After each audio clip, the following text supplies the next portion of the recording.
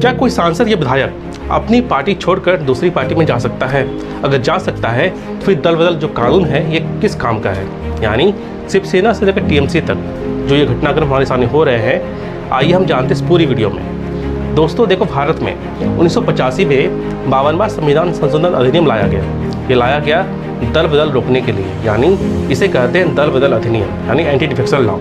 यानी अगर कोई पार्टी का सदस्य एमपी या एमएलए अगर किसी दूसरी पार्टी में जाता है या फिर पार्टी व्हिप के खिलाफ वोट करता है तो इस कंडीशन में, इस 2 कंडीशन में उसकी सदस्यता है एमपी या एमएलए की, वो जा सकती है। लेकिन कहानी में थोड़ा सा ट्विस्ट है। अगर किसी दल, मान लीजिए दल ए है, उसका कुल कम से कम 2/3 सदस्य अगर ए पार्टी से बी पार्टी में गया तो इस कंडीशन में जो एंटी डिफेक्शन लॉ है ये नहीं लगेगा, क्योंकि इसे पार्टी का विलय माना जाएगा।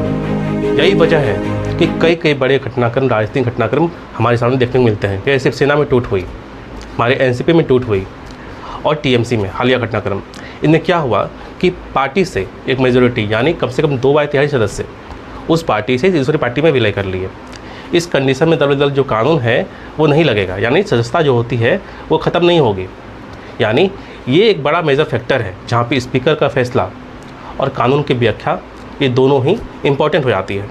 सबसे चर्चित मामलों में किहोटो होल्वन केस 1992 का और हालिया शिवसेना विवाद शामिल है, जिसमें अदालतों में स्पीकर की भूमिका और दल बदल जो कानून है इसकी सीमाओं पर बहुत ही महत्वपूर्ण बातें कही हैं।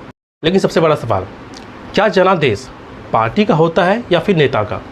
एक स्वस्थ लोकतंत्र की जरूरी है कि खरीद फरोख्त न हो और जनता के वोट का अपमान न हो, क्योंकि लोकतंत्र में जो मालिक होती है वो नेता नहीं होता बल्कि जनता होती है। आपके हिसाब से दल बदल कानून ये और सख्त होना चाहिए या नहीं? अपने जवाब कमेंट में ज़रूर बताएं। अगर यह जानकारी आपको अच्छी लगी हो, इस वीडियो को लाइक करें, शेयर करें। हमारे चैनल पर नए हैं तो सब्सक्राइब जरूर करें।